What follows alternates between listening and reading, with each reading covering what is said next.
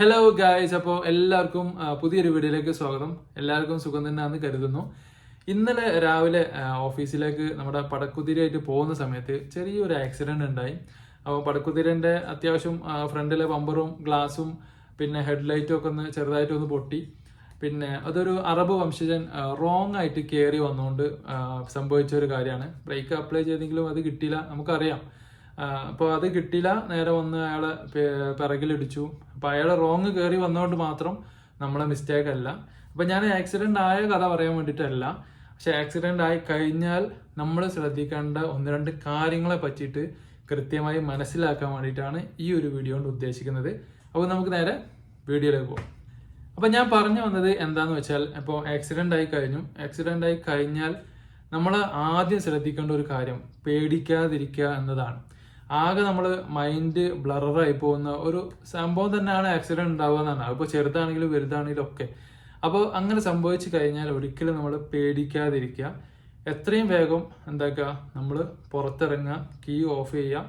Of ചെയ്തതിന് ശേഷം നമ്മളെ മിസ്റ്റേക്ക് അല്ല എന്ന് നമുക്ക് ഉറപ്പുണ്ടെങ്കിൽ അവരുടെ ഫോട്ടോ അല്ലെങ്കിൽ വീഡിയോ, അതായത് ആ വാഹനത്തിന്റെ വീഡിയോ, അതൊരു പക്ഷേ നിർത്താതിരിക്കാം, രണ്ട് ചാൻസ് ഉണ്ട്. അപ്പോൾ നമ്മൾ ആദ്യം അത് എടുത്ത് വെക്കുക, ഫോട്ടോ എടുത്ത് വെക്കുക.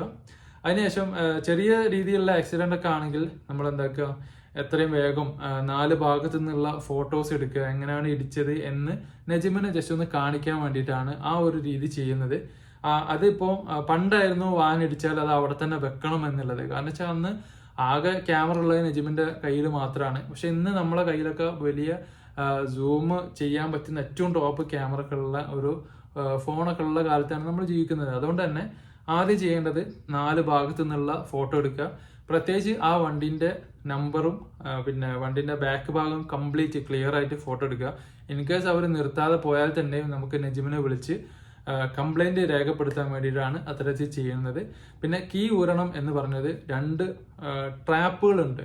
ഒന്ന് ചിലപ്പോൾ ആക്സിഡന്റ് ആവുന്നത് സ്വാഭാവികമാകും, അല്ലെങ്കിൽ ഒന്ന് അത് ട്രാപ്പ് ആവാം. കാരണം നമ്മളെ വണ്ടി ഒന്ന് ജസ്റ്റ് ഇങ്ങനെ തട്ടി നമ്മളാകെ ബ്ലറായി ചാടി ഇറങ്ങി എന്താന്ന് നോക്കുമ്പോൾ വേറെ ആൾ വണ്ടി എടുത്ത് പോകുന്ന സീനുകളൊക്കെ ഒരുപാട് നമ്മൾ കണ്ടതാണ്. അപ്പോൾ ആ ഒരു കാര്യം ശ്രദ്ധിക്കാനാണ് വണ്ടി ഓഫ് ആക്കിയിട്ട് മാത്രം ഇറങ്ങണം എന്ന് പറയുന്നത്.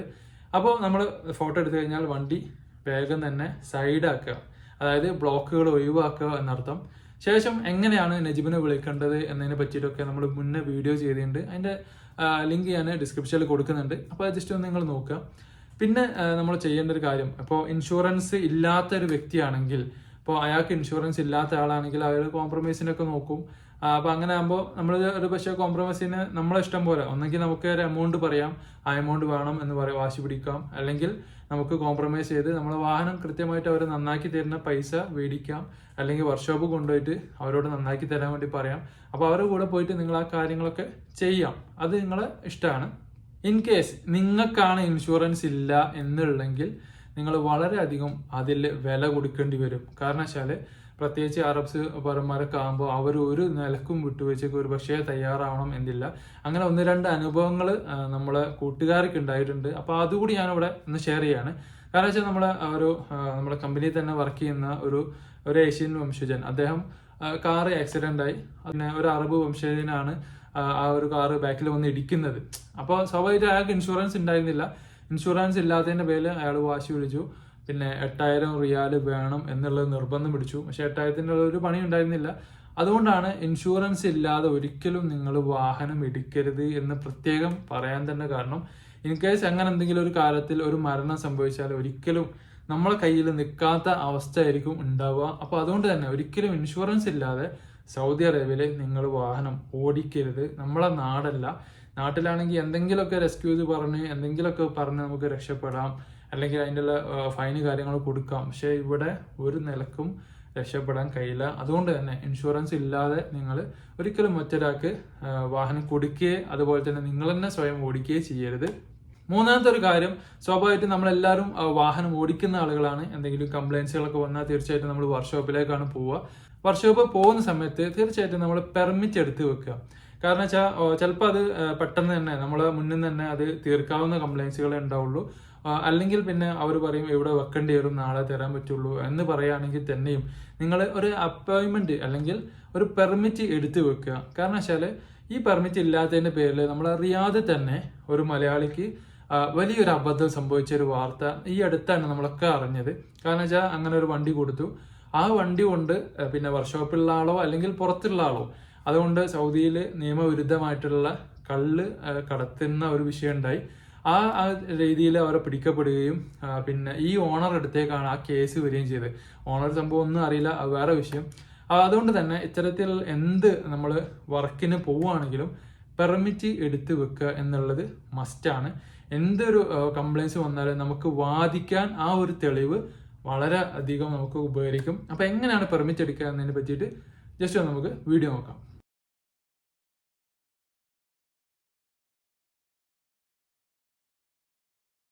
ഈ ഒരു പെർമിറ്റ് ലഭിക്കാൻ ഗൂഗിളിൽ നമ്മുടെ അബഷീർ അക്കൗണ്ട് ഓപ്പൺ ചെയ്യുക.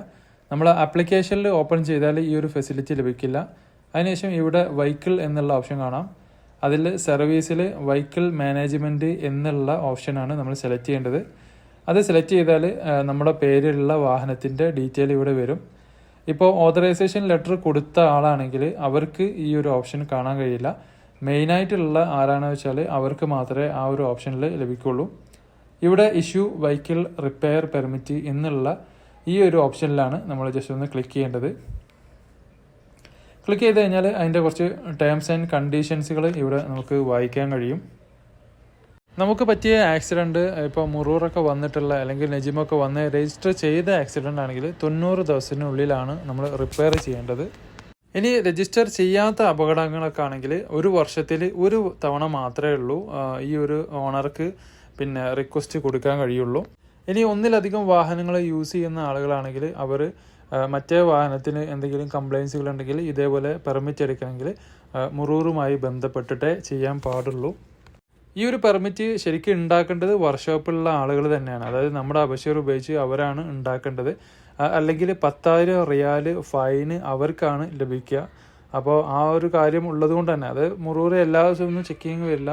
എപ്പോഴെങ്കിലൊക്കെ ഒരു ചെക്കിങ്ങിന് വന്നാൽ അവർക്കാണ് ഫൈൻ ലഭിക്കുക. കാരണം ഒരുപാട് വാഹനങ്ങൾ അങ്ങനെ മോഷ്ടിച്ച് പല രീതിയിൽ രൂപമാറ്റം വരുത്തി പെയിൻ്റൊക്കെ വ്യത്യാസം വരുത്തി അങ്ങനെയൊക്കെ ചെയ്യുന്ന കേസുകളുണ്ട്. അതുകൊണ്ടാണ് ഈ ഒരു നിയമം ഇത്രയും കർശനമായിട്ട് മുന്നോട്ട് കൊണ്ടുപോകുന്നത്. ഇനി ഇങ്ങനെ ചെയ്യുന്നതുകൊണ്ട് നമുക്കുള്ള ബെനിഫിറ്റ് എന്താണെന്ന് വെച്ചാൽ ഇൻ കേസ് അവരെന്തെങ്കിലും വാഹനം എടുത്ത് പുറത്ത് പോവുകയോ സിഗ്നലിൽ ക്യാമറ അടിയേ അല്ലെങ്കിൽ വേറെ എന്തെങ്കിലും പ്രശ്നങ്ങളിൽ ഏർപ്പെട്ട നമുക്ക് നമ്മളതായിട്ടുള്ളൊരു സേഫ്റ്റിക്ക് ഈ ഒരു പെർമിറ്റ് വളരെ അത്യാവശ്യമാണ്. കാരണം ഞാനത് സർവീസിന് കൊടുത്തതായിരുന്നു എന്ന് നമുക്ക് പറയണമെങ്കിൽ തന്നെയും ഇത്തരത്തിലുള്ള ഒരു പെർമിറ്റ് നമുക്ക് ഉണ്ടായിരിക്കൽ നിർബന്ധമാണ്. അതിനുശേഷം ഇപ്പോൾ നമ്മൾ രജിസ്റ്റർ ചെയ്തിട്ടില്ല, അതായത് നജിമും മുറൂറിലൊന്നും രജിസ്റ്റർ ചെയ്തിട്ടില്ല, അല്ലാതെയാണ് ഇപ്പോൾ ഞാൻ പോയിട്ട് സർവീസ് ചെയ്യുന്നത്. അപ്പോൾ ഇവിടെ റിക്വസ്റ്റ് വെഹിക്കിൾ പെർമിറ്റ് എന്നുള്ളത് ജസ്റ്റ് ഒന്ന് ക്ലിക്ക് ചെയ്യുക. അപ്പോൾ തന്നെ അവിടെ കാണും നിങ്ങൾ ഒന്നും രജിസ്റ്റർ ചെയ്തിട്ടില്ല എന്നുള്ളത്. അപ്പോൾ അതിൻ്റെ താഴോട്ടേക്ക് തന്നെ നമുക്ക് കാണാൻ കഴിയും ഇവിടെ ക്രിയേറ്റ് ചെയ്യാൻ വേണ്ടിയിട്ട്, അതായത് പുതിയൊരു റിക്വസ്റ്റ് ക്രിയേറ്റ് ചെയ്യാൻ വേണ്ടിയിട്ടുള്ള ഓപ്ഷൻ്റെ കൂടി നമുക്ക് കാണും. അപ്പോൾ അതിൽ ജസ്റ്റ് ഒന്ന് ക്ലിക്ക് ചെയ്ത് കൊടുക്കുക. ക്ലിക്ക് ചെയ്ത് കഴിഞ്ഞാൽ ജസ്റ്റ് ഒന്ന് കൺഫേം ചെയ്യാൻ വേണ്ടി പറയും, അതൊന്ന് കൺഫേം ചെയ്ത് കൊടുക്കുക. അപ്പോൾ നമുക്ക് ഈ ഒരു രീതിയിൽ പെർമിറ്റ് നമുക്ക് ലഭ്യമായി കിട്ടും. ഇതിപ്പോൾ ഇംഗ്ലീഷിലാണ്, അപ്പോൾ എല്ലാവരും ഇംഗ്ലീഷ് അറിയുന്ന ആളുകളായിരിക്കണം എന്നില്ല. അപ്പോൾ നമുക്ക് മുകളിൽ ജസ്റ്റ് ഒന്ന് ക്ലിക്ക് ചെയ്താൽ അറബിയിലുള്ളത് അല്ലെങ്കിൽ ഇംഗ്ലീഷിലുള്ളത് അറബിയിലേക്ക് മാറുന്നതാണ്. അത് സ്ക്രീൻഷോട്ട് എടുക്കുക, അവരെ വാട്സപ്പിൽ നമ്മൾ അയച്ചു കൊടുക്കുക. അതാണ് നമ്മുടെ ഏറ്റവും വലിയൊരു സേഫ്റ്റി എന്ന് പറയുന്നത്. ഇനി എന്തെങ്കിലും അഭിപ്രായ വ്യത്യാസങ്ങളുണ്ടെങ്കിൽ, അതായത് നമ്മൾ പറഞ്ഞതിലും കൂടുതലാണ് അവർ റേറ്റ് പറയുന്നത് അല്ലെങ്കിൽ നമ്മൾ ഇത്തിഫാക്ക് ചെയ്യുന്നതിൽ തെറ്റുണ്ടെങ്കിൽ നമുക്ക് ഈ ഒരു പെർമിറ്റ് ക്യാൻസൽ ചെയ്യാം. ഇതിന് ഒരാഴ്ച മാത്രമേ വാലിഡ് ഉള്ളൂ. അപ്പോൾ ആ ഒരു കാര്യം പ്രത്യേകം ശ്രദ്ധിക്കുക. ഒരാഴ്ച കഴിഞ്ഞാൽ ഓട്ടോമാറ്റിക്കായിട്ട് ഇത് എക്സ്പയർ ആവും. അപ്പോൾ ഈ ഒരു വീഡിയോ ഇവിടെ അവസാനിക്കുകയാണ്. തീർച്ചയായിട്ടും നിങ്ങൾക്ക് ഉപകാരപ്പെട്ടു എന്ന് കരുതുന്നു. കൂടുതൽ സൗദി ടിപ്സുകൾ നമ്മുടെ ചാനലിൽ നമ്മൾ അപ്ലോഡ് ചെയ്തിട്ടുണ്ട്. അതിൻ്റെ ലിങ്ക് ഒക്കെ ഡിസ്ക്രിപ്ഷനിൽ കൊടുത്തിട്ടുണ്ട്. അപ്പോൾ മറ്റൊരു അടിപൊളി വീഡിയോയുമായി ഇൻഷാ അല്ലാഹ് വീണ്ടും കാണാം. അതുവരേക്കും മഅസ്സലാമ.